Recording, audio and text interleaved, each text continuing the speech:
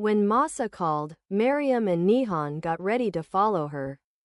It was 30 kilometers from the airport to the port. At the airport they looked at the sign. When the announcer announced that they were boarding and gave the flight number, they went to the passenger entrance. Meriem finally found Mehsà in the crowd and waved to her. Moments later, they were hugging each other.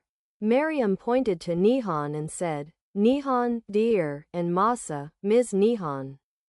Níhán has been our guest for a while. After shaking her hand, Mehsà said to her, "While I was gone, did you find a replacement for me and kick me out?" "No, we don't have a doctor anymore. You have a place in my heart, girl." "You didn't have this language. What were you doing?" "Let's go get our suitcases so they wouldn't get lost." "Let's go." They quickly went to the rail.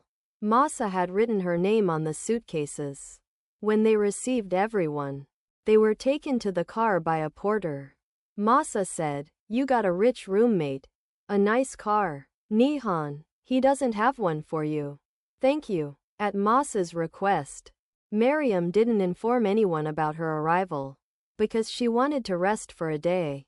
She didn't ask about Níhán and how she joined them, so they could talk whenever they wanted. Serena and Hiva were looking at a commercial office building on a corner of the street. Serena said, "So he works here? That ad led us to things we wanted for a long time. Did you find out anything about this boy and his friends and girlfriends?" "It turns out he lives alone, spends most of his time in shops and clubs. He hasn't had a girlfriend yet." "I don't think he has one. Not even Níhán is with him." "So who is this girl with? How does she know this boy?"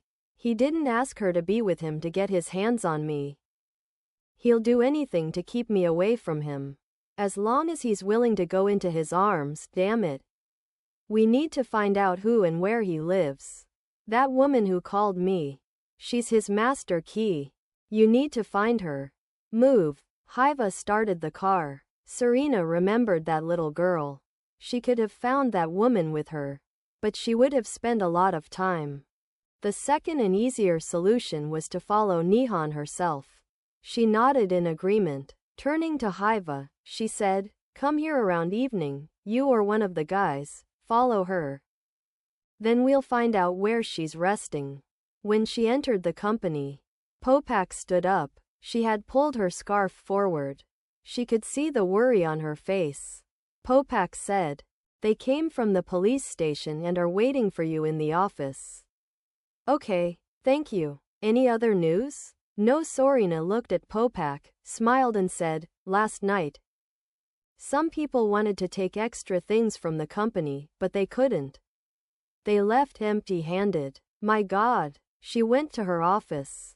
And after a while, the police officers accompanied Serena into the rooms and interrogated the employees, including Helena and Danya. They carefully noted their statements and where they were. Finally, after completing the interrogation, they left the company. During the break, Helena went to Danya. Danya asked, "What did they want to steal?" Helena wrote something on a piece of paper and put it in front of her. Danya said after reading it, "No." A little slower. "This is just a guess, we will figure it out soon." "But no. The police might come and interrogate us." "That's at the police station. When you don't know anything and don't have any evidence, they can't do anything." "I don't want to know anything right now.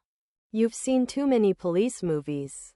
"Yes." They both laughed and started eating their tea and cake. But in their hearts they were worried about the outcome. They should have ended this cat and mouse game as soon as possible.